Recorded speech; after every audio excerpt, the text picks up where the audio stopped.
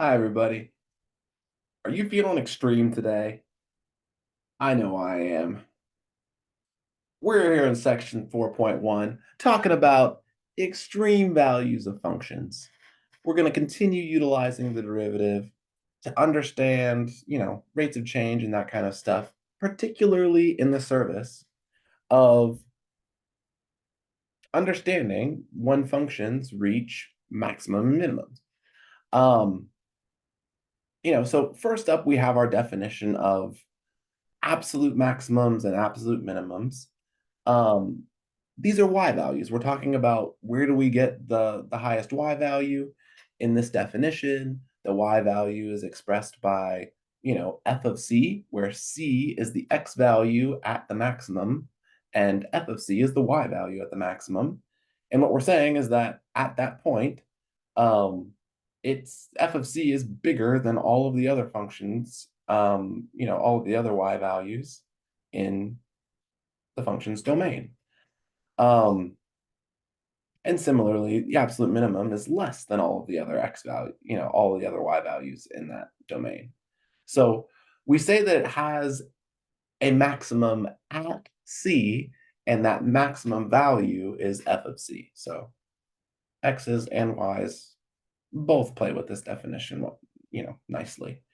Um, this first part being absolute means that we're looking at the entire function domain, whereas pretty soon we're going to talk about relative extrema, which means that we're just in a bubble around that local function. So we're working with an open interval containing that c value. I suppose it is important to recognize that even a constant function fits this definition of a maximum. Um, the point C in question does not have to be higher than everything else in the function. It just has to be the highest y value in terms of it's allowed to share that quality with other points. We've got this or equal to thing.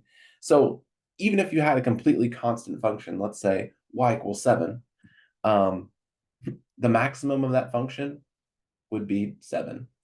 And the minimum of that function would be 7. And that's okay. There might be other places where a strict inequality is a better definition, but right now the quality is good. All right, so we're going to look at example number 1 here. We're not really doing any calculus yet. We're not doing derivatives per se, but I think the idea is that we imagine what these functions look like and try to just dream up their extrema at a first glance. So all right, we're going to go in rainbow order here. Part A, we've got a parabola, x squared, and the domain is from negative infinity to infinity. So we're looking at the entire parabola. On that parabola, we're thinking about absolute maximums and absolute minimums. um, do we have any absolute maximums? No. The parabola goes on forever, in both in the up direction when we're going towards negative infinity or when we're going towards positive infinity.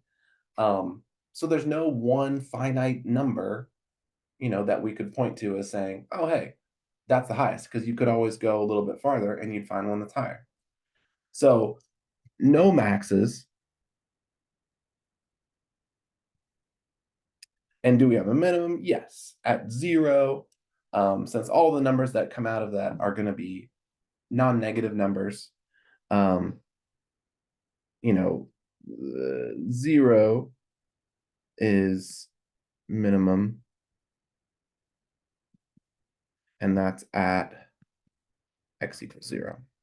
Or, you know what? Using that definition, why don't we write c equals 0 for fun? Same thing. All right.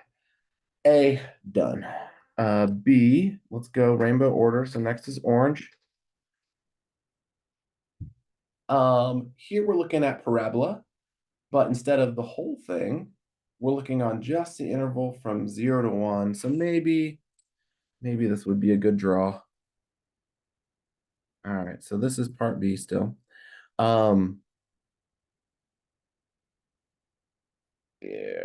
we're open at the origin, and then we go up. And this is 1. Okay. So, we do reach the point up at the top, and that maximum value will be 1. So we do have a max at c equals 1. Do we have a minimum? The answer here might seem weird, but it's no. We can get closer and closer to 0, but we never actually can reach 0 since this part of the interval is open. So no minimum. Yeah. Okay. And since I've got all of this room, I'm going to do C next. Keep going. All right, so C, we've got parabola on both sides. So C adds in this part. And it looks like it even has that over there. All right, so it still has a gap there at the origin. This one, we would have 2 maximums. Max at C equals -1, and, C equals 1. Both of those would count as maximums, and no minimum.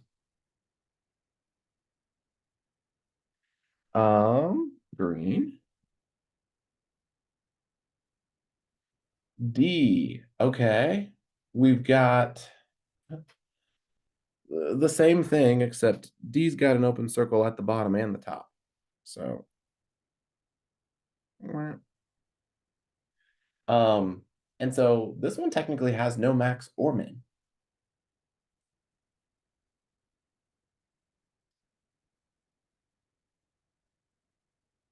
On that interval. Okay. E should get us out of parabola territory. Oh, wow, that was an interesting way to make an E. Here we've got 1 over x when x doesn't equal 0, and then 1 when x equals 0.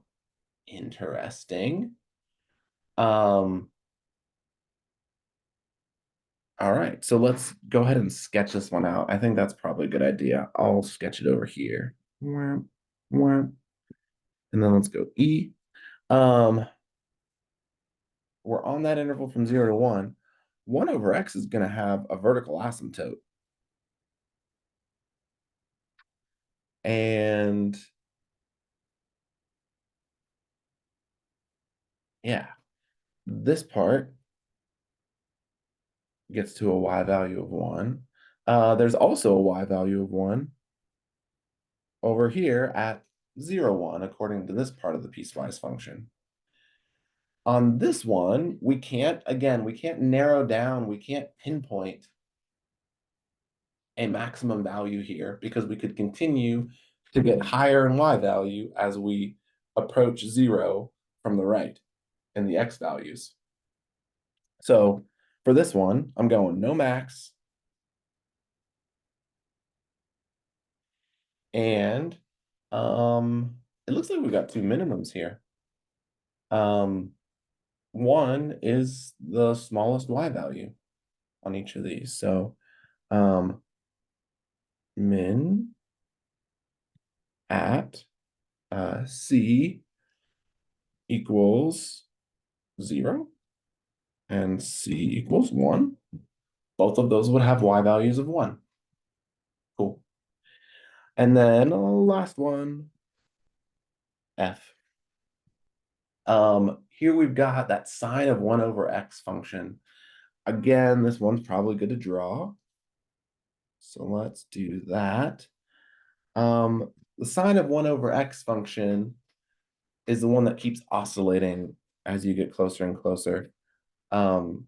So, geez, what's the sine of 1? It's about, so it's up there.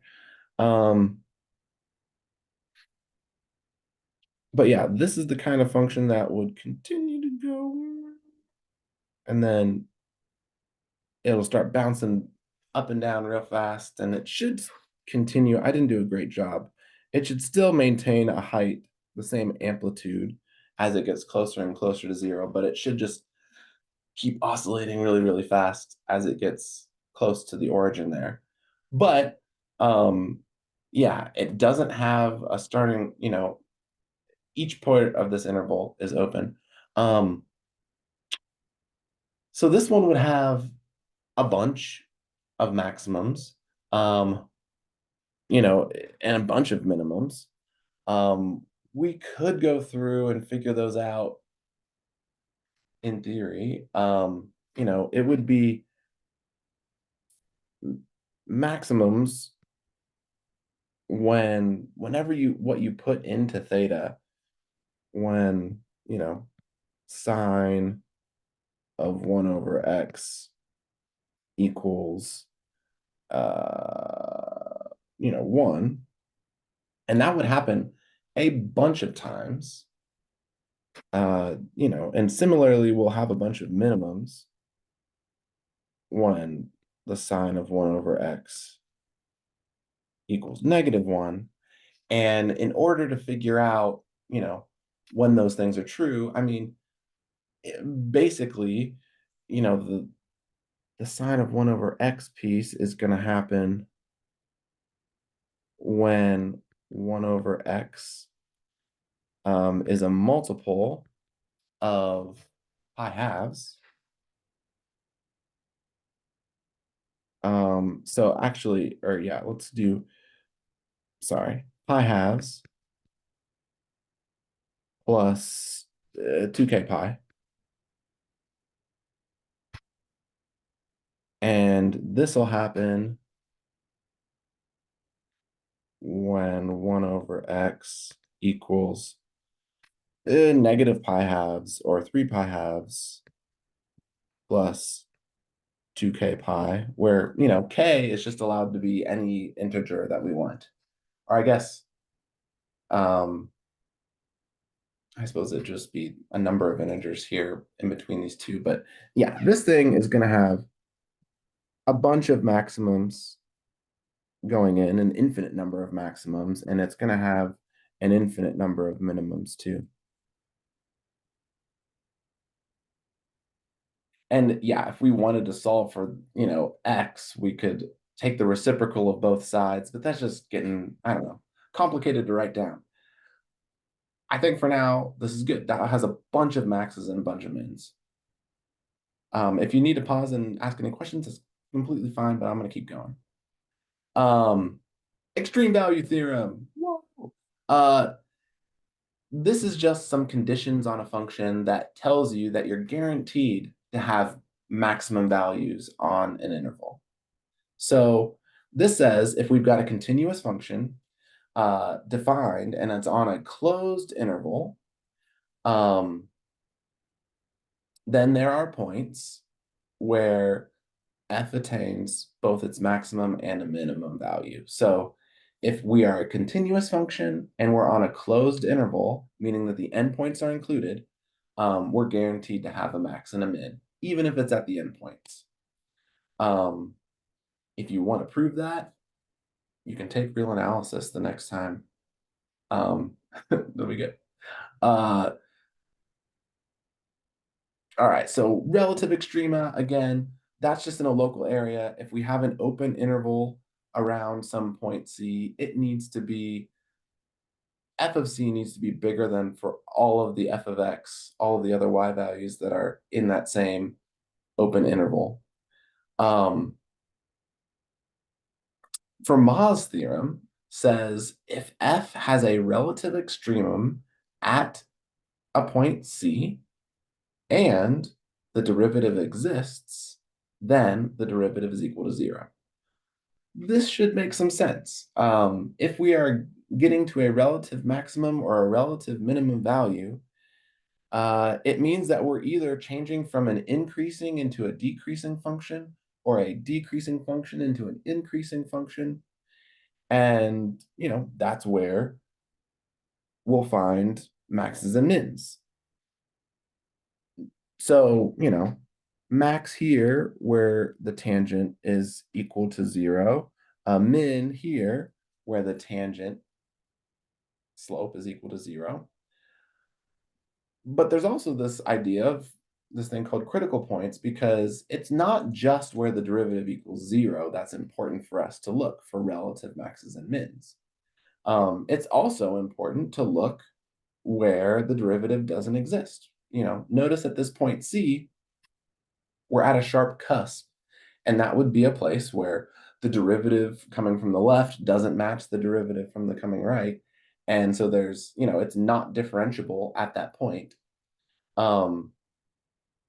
That we would classify still as a critical point, because it would be good to look at in terms of, as a candidate for maxes and mins. So when we go and look at these things, we're going to look for places where the derivative is 0. We're going to look for places where the derivative doesn't exist. And we're going to evaluate those to see whether they're maxes and mins. Know, though, that it is possible to have places where the derivative doesn't exist, like in the first, example here to the left. At that point, the tangent line would be vertical. And so, technically f prime of c there would, look somewhat like negative infinity, but it's more appropriate to say that the derivative doesn't exist at that point. But notice how that is not an extrema. It's not a max. It's not a min. It's in the middle. So you can't have a vertical tangent line without being a max or a min. And it's also possible to have a horizontal tangent line and be completely flat and not be a max or a min. In this case, we are increasing on the interval from A up to C, and then we're still increasing from C to B. So since we go from increasing to still increasing, there's not an occasion to reach a maximum here in the middle. So we're going to be looking for places where our slopes are 0 or our slopes don't exist, but we're not always going to be guaranteed to find a max or a min.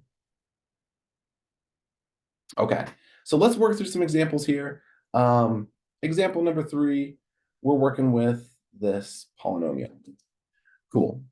When we're trying to find, absolute extrema, what we're going to do is make a list of potential candidates and then really just evaluate all of the y values and see which y value is the biggest and see which y value is the smallest.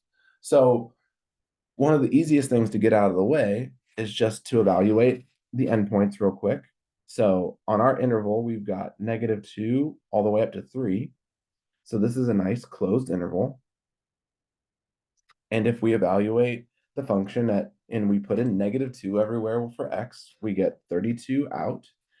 And if we plug in 3 in for x, we get 27 out. So those are two y values. Right now, -2 is a candidate for a maximum. 3 is a candidate for a minimum, but we got to look at the other the other values that we might want to find utilizing critical points. So we're going to find where the derivative is equal to 0 or the derivative doesn't exist. In this case, we've got a polynomial, and it's going to be very differentiable. We're going to take the power, take the derivative via the power rule. 12x cubed minus 12x squared minus 24x. And that is very friendly. There are no places where this derivative does not exist, so we don't have to worry about that case, but it is possible for this derivative to equal 0. So the idea is that we will set this equal to 0. I need to get that out of my way. Let's use green. If we set this equal to 0, we can find x values where this happens. And generally, that just looks like factoring. So there's a common value of, I would say, 12x to all those terms. And then we'd be left with x squared minus x minus 2. And so we've got the 12x. And then if we factor this piece, looks like x minus 2 and x plus 1 does a good job of factoring that out. So that, yeah, everything is now a linear factor, and we would be able to figure out, how this product can be 0 pretty easily. So this product is 0 when x equals 0, or x equals 2, or x equals -1. So we're setting each one of those factors equal to 0 and seeing how that evaluates. But yeah, that gives us 3 more points potentially to evaluate. So there's the function evaluated at 0. There's the function evaluated at 2. There's the function evaluated at -1. And so at the end of this process, you have a list of 5 y values, and you're able to just go in and say, oh, well, 32 is the biggest number on that list. So that one is our maximum, and -32 is the minimum because it's the smallest number on that list. And yeah, since we've tested the endpoints and the critical points, we can be confident that this short list of points is all of our potential candidates for an extreme value. So it looks like we did a good job. There's our maximum at f of -2, and then here's our minimum at f of 2. So good stuff there. Example number 4, we'll just keep going with it. Here again, we're on a closed interval. That's nice. Let's go f of -1. F of -1 would look like -1 to the 2/3 power, which means we're taking the cube root and we're also squaring. So that should just be a 1 in the end because of the squaring part that turns that positive. And then f of 2, 2 to the 2/3 power should be, well, the cube root of 4.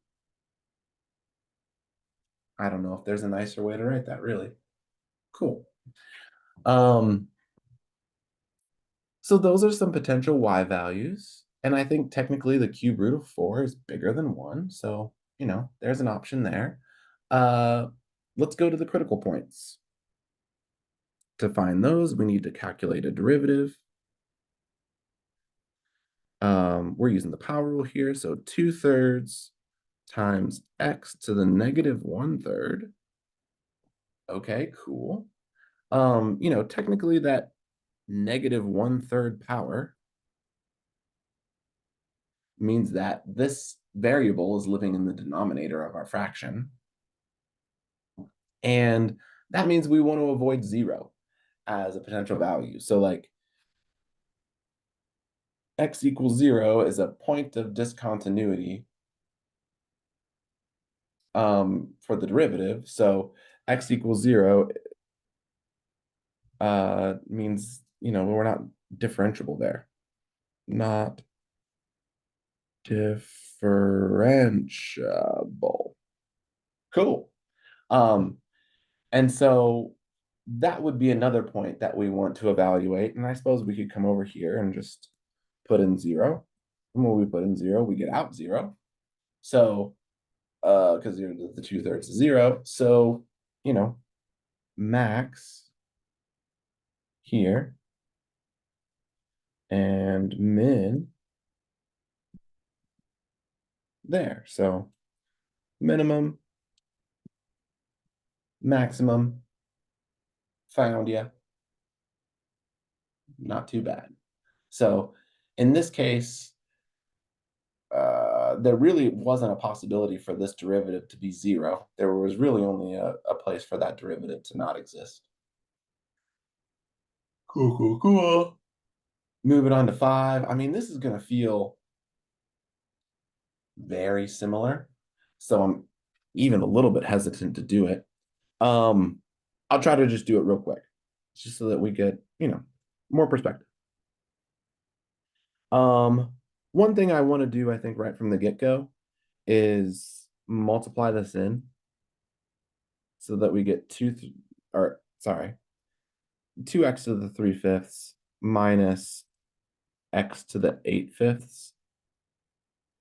Um, we could use the product rule on this function when we go to take the derivative, but I kind of like having that already multiplied out so that we can just do the power rule twice. Totally up to you. All right, so we're on that interval. So I guess if we wanted to do endpoints, we could do f of -1. F of -1 would look like -1 times 3.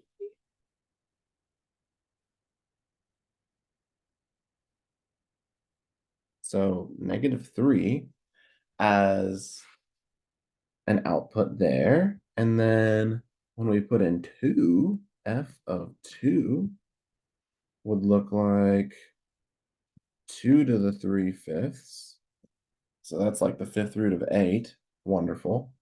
Um, and then, shoot. Oh, yeah, when we put in this part, 2 minus 2, that's just 0. That one's 0, no problem. Okay, so we've got the endpoints nailed down pretty quickly. There's also critical points to look out for. Critical. So let's take a derivative.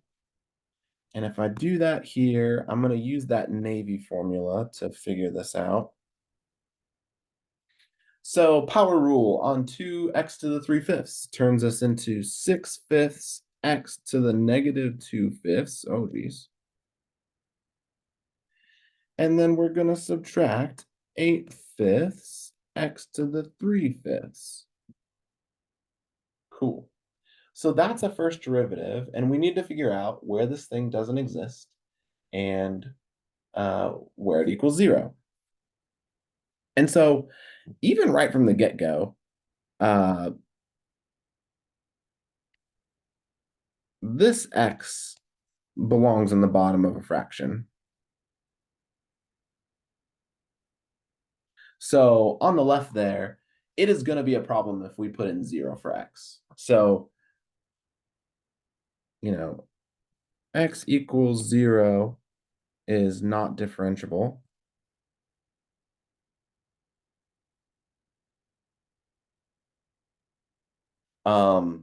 I guess I could probably just, it would be faster to say f prime of 0 does not exist. I'll try to do that next time. I keep writing out differentiable. And then if we want to figure out where this thing equals 0, one of the things that we could do is factor again. This time, I'm going to factor out 1 over x to the 2/5. That's going to accomplish getting the x out of this first term so that we're just left with 6/5. But when we're pulling that out of the bottom, it's also going to add, x to the 2/5 into this one so that x to the 3/5 just becomes x. And, what's nice about this is we can totally set this expression equal to 0.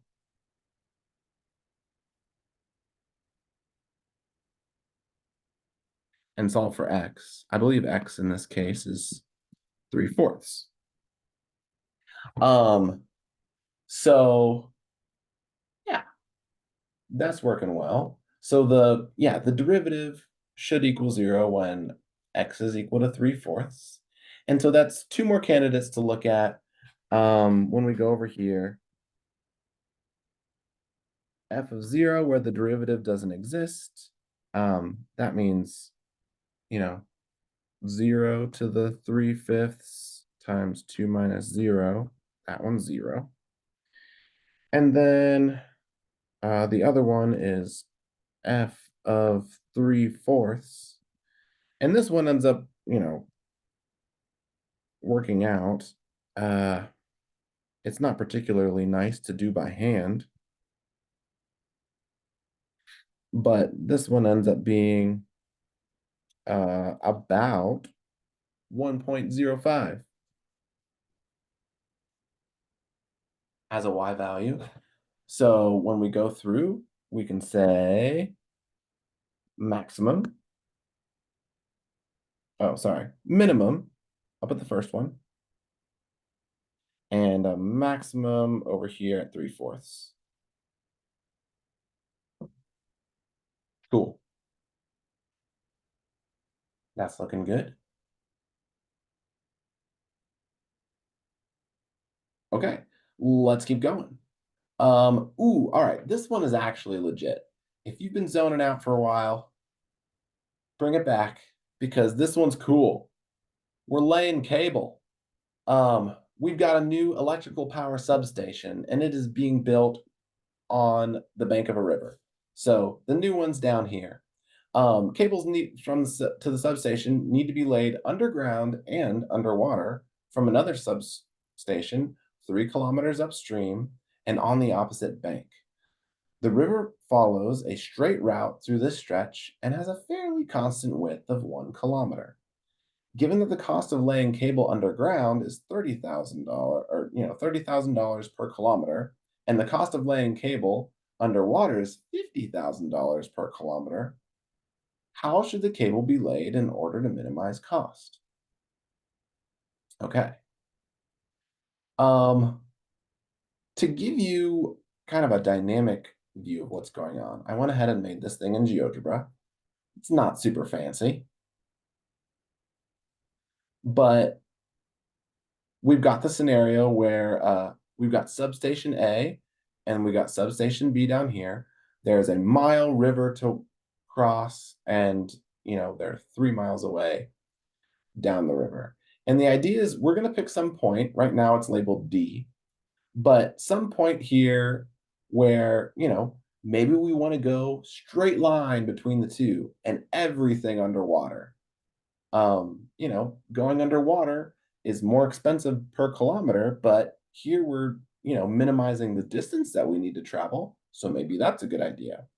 Or maybe we don't like going underwater and we want to minimize the amount of time that we're going underwater. So we go all the way up here and we could go 3 kilometers underground and then 1 kilometer underwater. And this is the value that we could get. So, like, this scenario and this scenario are really endpoints of the situation that we're in. Those are both the, extreme situations that we could put ourselves in. But notice at both of these endpoints, we've got 140,000 for the entire cost of the job versus 158,000 for the cost of the job. But notice as we go through, we get to lower values than at either of the extremes. We get down to some low value here, and then it keeps going up as we can continue to go along. And so we're going to be able to use calculus to figure out exactly where this is. And, since I made it in GeoGebra, we're able to get a pretty good estimate of, oh yeah, it's going to be really close to $130,000. But let's go ahead and use calculus to do that. Okay, so first things first, I think we need to create a function for this cost. So let's create cost function.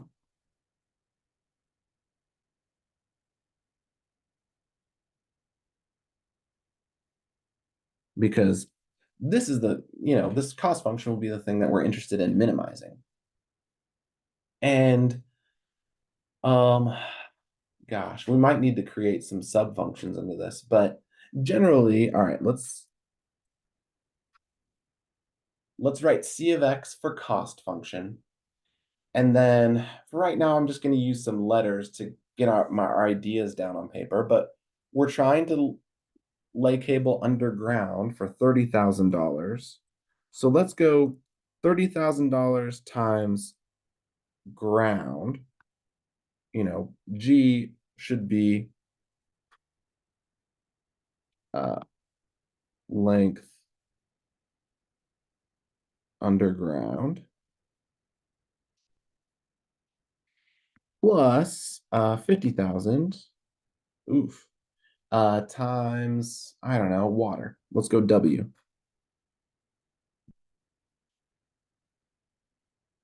That'll be the length of cable underwater. I'm just going to write water. Um, cool. So that's a good cost function, but notice that, X, I really haven't labeled that at all, and it would be nice to have this as a function of one variable so that, we can do this. Um, Really, I think what we need to do is make a picture like what we saw in GeoGebra, where we have some kind of movable point. Let's use bright pink. Boom. So some kind of point here where we've got a length going up to it underground, and we've got another portion of it going underwater. Um, and yeah, the underwater portion is going to be at, the diagonal, and the underground part will just kind of run alongside the river. And so in order to come up with these two lengths, the underground portion is not going to be too bad. Maybe we just call that one X. But if that is X, how long is the yellow piece? Well, maybe we could drop this down, make a right triangle kind of a thing. The one of the legs on that right triangle is going to be 1. The other leg on that right triangle is going to be 3 minus x, this distance. Um, and so we can use the Pythagorean theorem to figure out, okay, we've got 1 squared plus 3 minus x squared should be the hypotenuse squared.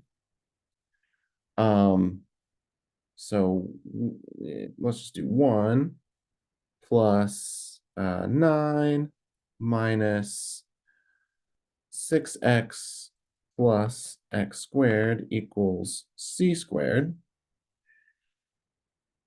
Yikes. And so if we take the square root of both sides, we'll get that length c.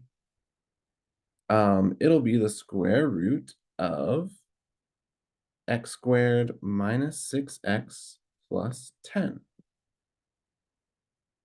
All right, well, that's not super pretty, but, it's the length of that hypotenuse. And so that's the length of W. So if we go back and we make substitutions, I think that we can get this as a function of x without too much trouble. The ground portion, we just called that length x. And for the water portion, it's this whole square root function, x squared minus 6x plus 10. Cool. And so now we have, yeah, a cost function there. And, we totally could, evaluate the endpoints. So let's go ahead and do that. Let's get our pink out and go, endpoints. On this, it's not explicitly given to us as a function, so it's not immediately obvious as to what the endpoint should be, but one of the endpoints would be when we make x equals 0. And that would be an entire water section. So, we would have 30,000 times, well, let's do this so that it's more different. So we got 30,000 times 0, And then we're plugging in 0 there. So this is 50,000 times the square root of 10. And yeah, if you think about it, if we make a triangle where one side is 3 kilometers and the other side is 1 kilometer, the hypotenuse of that will be square root of 10 in length. So this one's great. Let's write down that value. I forget what it was already. Open this up. Wham. All right, so that one's 158,000. Let's just call it 114. I know it's rounding, but that is good enough in this scenario if we're trying to make an estimate. Um, okay, so that endpoint is actually pretty bad. It's the worst point on the entire thing. The other endpoint would be we go as much ground as possible and we make X 3 kilometers long so that we get 30,000 times 3 plus 50,000 times 1 because, we're just going straight across the river then. Um, and so, gosh, that one's not too bad to do. That's 90,000 plus 50,000, so it's 1,400. Sorry, 140,000. That's better. But still, from our initial investigation, scooting that thing up and down, it seems like we should be able to get a better cost by putting this point somewhere in between the endpoints. And so, yeah, if we want to find a critical points, we want to take the derivative of our function. So cost prime, this will be 30,000 plus 50,000. Goodness gracious. I guess, yeah, 50,000 over 2 times the square root of x squared minus 6x plus 10. So I'm in the middle of the chain rule. I'm taking the derivative of that square root function. And now I need to multiply by the derivative of the inside. And the derivative of the inside is 2x minus 6. Woo! All right, so that is the chain rule on that part, which is gross. Especially because now we're getting to the point where we want to set this equal to 0 and figure out, where does this thing have a minimum? So, yeah.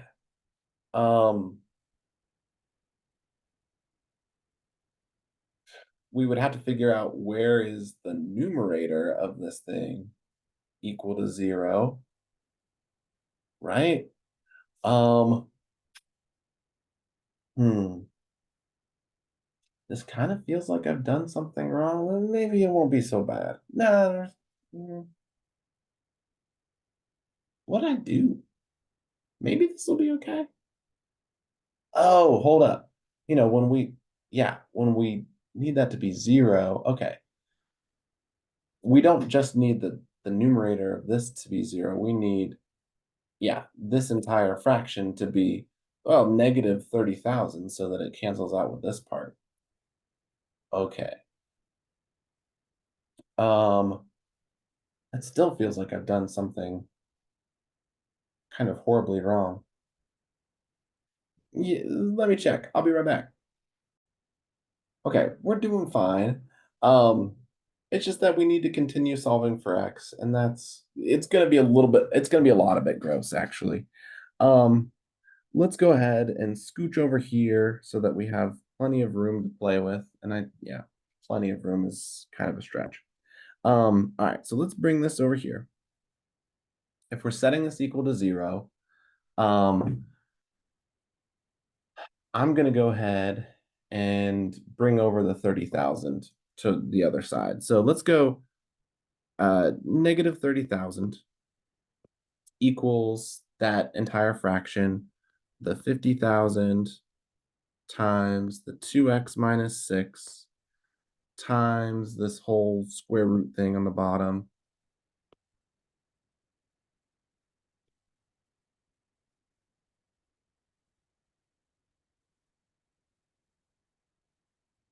Okay, so that is an equivalent equation, and we can continue solving for x. Probably the way to go would be, to realize that we would be avoiding values of x that make x squared minus 6x plus 10 equal to 0. That would be bad if we were dividing by 0. So we're going to exclude that, and we're going to multiply both sides by, let's say, the square root part. Let's do that, and let's see what happens. Here we got negative 30,000 times the square root part, x squared minus 6x plus 10. And then I'm going to go ahead and reduce that fraction a little bit, get it down to 25,000 because that's 50,000 divided by 2. Gross. All right. It's starting to look a little bit better. I think probably let's actually bring that 30,000 over. Now I'm, change my mind. Let's divide both sides by 30,000. I think that'll help. X squared minus 6x plus 10 equals, we're dividing by negative 30,000. So this is going to feel like negative 5/6, when we divide those two things, times 2x minus 6. Yeah, and I know it might seem impossible to find a solution to this because on the right-hand side we have a negative, and there's never going to be a negative that pops out of a square root function, but do know that it's possible for 2x minus 6 to be a negative number as well, and we actually expect it to be a negative number because the maximum of what x can be is 3. So this number is going to be negative as well. So the right-hand side of this equation still technically is positive. So this is okay. I think let's multiply that through and then let's square both sides. So x squared minus 6x plus 10 equals gross. Negative 5/3 x plus 5. Okay, I'm on board. Let's square both sides and bring it up here. So we get x squared minus 6x plus 10. Gross. All right, we're going the distance here. It's not pleasant to do this, but you will see that we can get the answer, which is important. I could have just, copied down what I had before, but this means that we're persevering. And on a day when I had 4 hours of sleep. All right, let's square that right-hand side. 25 over 9 x squared.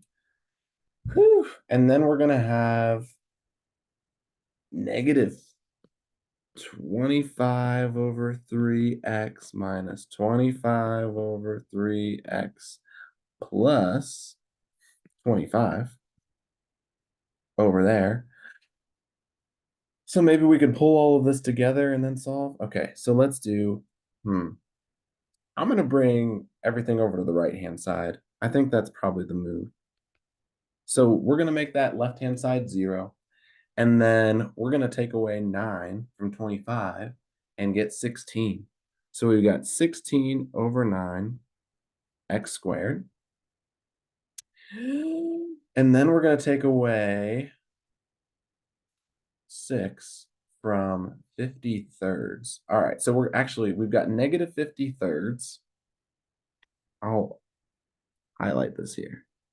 So that's negative 50/3, and we need to add on 18/3. Negative 15, sorry, -50 plus 18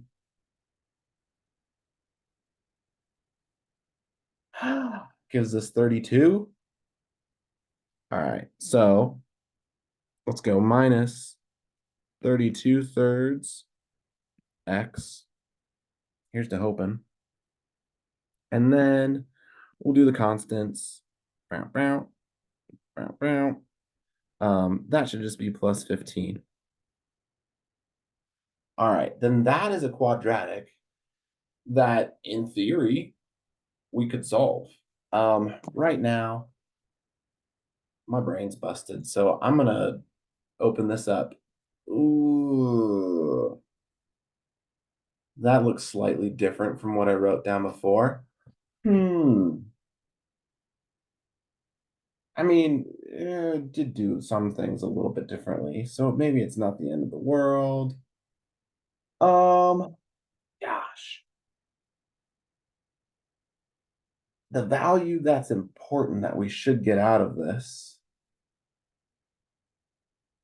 is 2.25 or 9. Nope. Yeah, 9/4. Yeah, 9/4. Um,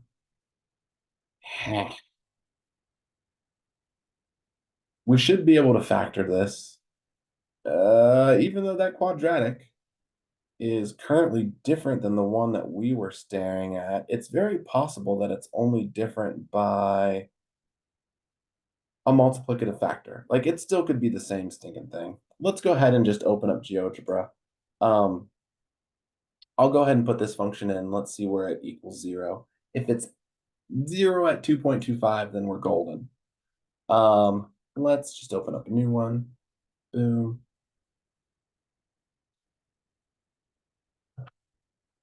16/9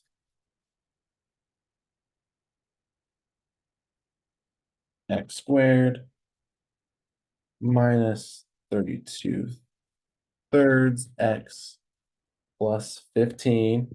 Oh, yay. All right, so this is all right. That says 2.3, but it's because we're rounding. Let me go to 2 decimal places. Oh, yeah. There's that 2.25 that we were looking for. So this function is fine. You may have already, factored it yourself. My brain wasn't going to do that today. I'm sorry. Um, but yeah, we've got a root there. We've got a root over here, but this root is way off base. It's going past and then you'd be coming back. It's the bad thing. So this one doesn't make any sense in the context of the problem. This one is great. And yeah, if we go to this version where I have graphed out the cost function that, we looked at the first time, um, you can see that all water is a maximum. Um, the L-shaped land route is kind of in the middle, but this 2.25 kilometers land and then getting on the water is the minimum. And yeah, really all I failed to do there was factor this polynomial. We were close. My brain just wasn't going to let me do it today. All right, hopefully we're doing okay on time though. This is the overall, the overall problem. This is what we want to reflect on. We still see the main ideas of we want to create a function that we're interested in maximizing or minimizing. In this case, we created the cost function. We wanted to minimize it. And we tested the endpoints that we, reasoned out. And then solving the critical points was gross because the derivative of this function was gross. But other than that, things worked out pretty nicely overall. Okay. I think I want to get about halfway through 4.2 today. So we're going to keep going. 4.2 isn't super long though. Today we're talking, or yeah, in 4.2, we're talking about the mean value theorem. The first part is Rolle's theorem, which is like a simpler version of the mean value theorem. The idea here is that we have a continuous function on a closed interval, and it's differentiable on the open interval. So all of the points in the middle, we have to be differentiable for Rolle's theorem to be applicable. The idea is if we start off with one endpoint at our interval, the same exact height as the other endpoint of our interval, it means that the average rate of change over the interval is 0. It's just horizontal. And the idea is if we are a continuous function and we're differentiable, then there's going to be at least one point where the derivative at that point is actually 0. So the instantaneous rate of change has to meet the average rate of change at some point, as long as the function's continuous and differentiable. Over to the right here, we see this cusp, and we see that there is no slope that is exactly 0 there, even though the average rate of change over the interval is 0. And that's because we are not differentiable at this cusp point. So Rolle's theorem would not apply, but it does apply to this one. Okay, so Rolle's theorem is like a simpler case, and we could utilize Rolle's theorem to show that this has exactly one real solution. And then I think we're going to introduce the mean value theorem, and then I think we're going to be done for today.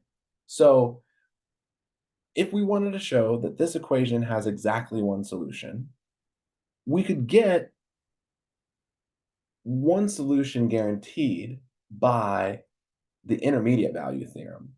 Now, the intermediate value theorem has been a minute since we've talked about that one. All right, so show that, at least one solution using intermediate value theorem. Oh, geez. Theorem. That's good enough. Okay. The idea here being, this is the one where we evaluated a function low and evaluated a function up here, and then, if this function is continuous, which this one's a polynomial, we will be guaranteed to go through all of the intermediate points in between two different y values at the beginning and the end of an interval. So on this one, I would want to take the equation that we have and then phrase it more as a function. So let's go ahead and bring the 2 over to one side as a -2. And then let's consider this function f of x equals x to the 5th plus 3x minus 2. It wouldn't be too bad to see that this function is negative when f is equal to 0. We put in f of 0, we would get 0 to the 5th power plus 3 times 0 minus 2. So this is -2. That's negative. We can also get a positive value out of this function. I think if we even just go to 1, that one is nice and friendly. 1 to the 5th power plus 3 times 1 minus 2 gives us a positive 2. So this is one of those scenarios where we start low at 0. We're underneath the x-axis, and then we cross the x-axis. By the intermediate value theorem, we would be guaranteed to hit the y value of 0 at some point in between 0 and 1 in the x values. So that's enough to use the intermediate value theorem to say, oh yeah, this thing definitely has a root from 0 to 1.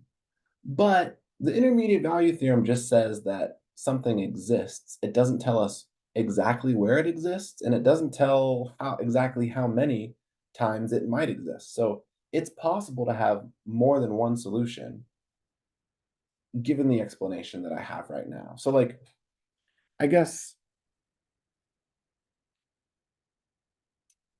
I've been just talking too much and not drawing enough. Oh, shoot, let's do this. That one's at 0. This one's at 1. So, yeah, we've got those 2 points, and we don't really know what the function looks like in between these two. So it is possible that this function is just really well behaved and it, you know, maybe does a little bit of a curvy thing, but basically goes through those 2 points and it would just go through the x-axis once. But in theory, this is a fifth order polynomial. It could be weirder than this. It could go, I don't know, something like that. It could cross multiple times in this interval. And so to prove that it only crosses once, I should do this in a different color because it would just seem ridiculous. Prove only crosses once. We could use information about the derivative. So, let's find the derivative.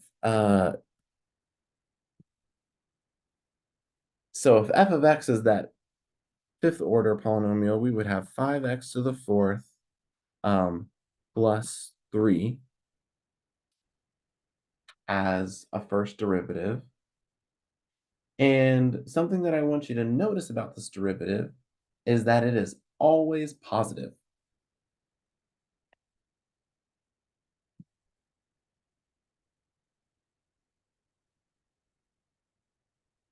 Um, and since that derivative is always positive, it means that we are constantly increasing on our function. And so the green uppy downy swirly thing, uh, that's impossible. I'm going to go ahead and erase that one now. This one has to look more like the purple one that is always increasing because the derivative is always positive. So that's what shows us that we cross at least once, but we only cross once so that we have exactly one real solution when we combine both of those ideas together. So that exactly one real solution is somewhere in there. We don't know exactly what it is, but that's okay. All right, last thing, and we can pick up here again on Wednesday, but the mean value theorem. The mean value theorem is super cool. It is an extension of Rolle's theorem, and if you looked in the back of our book, it would use Rolle's theorem as um, kind of a stepping stone to make a proof of the mean value theorem. Um, but the idea is that we've got an interval, and what we're saying is that at some point over the interval, the instantaneous speed must match the average speed. So if you start from endpoint to endpoint and make a secant line in between those two, the mean value theorem tells us that we're guaranteed to find the derivative at some point C, be able to find a place where the derivative matches the average rate of change over that interval. Um, and yeah, we'll look at some consequences about that on Wednesday. Thanks for listening. We'll see you then.